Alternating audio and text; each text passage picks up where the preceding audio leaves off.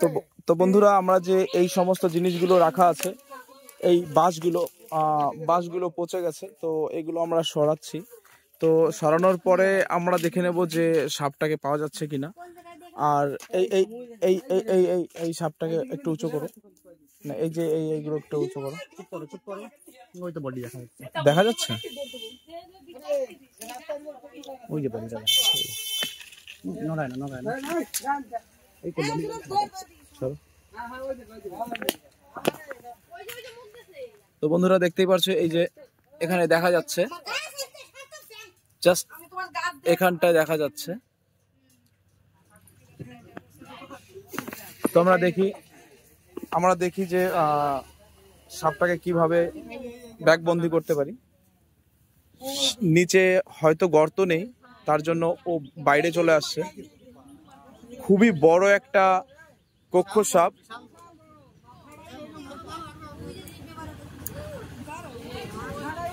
বেরোক, নিচে বেরোবে।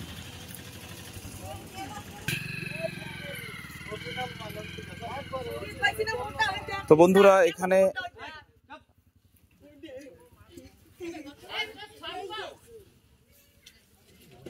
খুবই বড় একটা গক্ষ সাপ।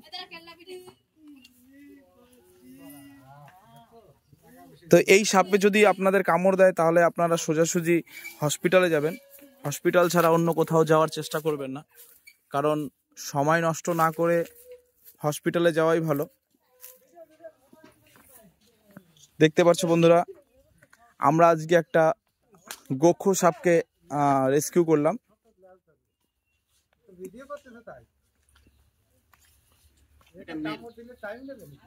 তো এখানে আমাদের 3টে সাপ ছিল, তার মধ্যে দুটো সাপ আমরা অলরেডি এখান থেকে রেস্কিউ করে নিয়ে গেছি।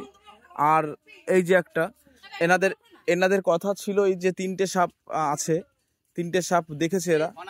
তো সত্যি কথা,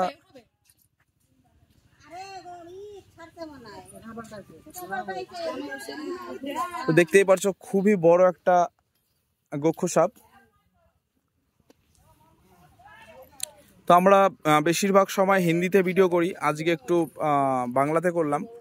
তো কারো যদি বুঝতে অসুবিধা হয় কমেন্ট করে বলো, আমি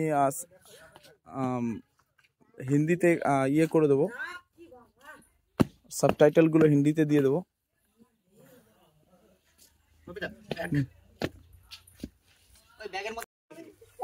তো বন্ধুরা দেখতেই পারছো যে আমরা একটা স্প্যাকটিক্যাল কোবরাকে রেস্কিউ করেছি। এটা এখন আমাদের রেস্কিউ কমপ্লিট। আমরা এখন একে ব্যাগবন্দি করব।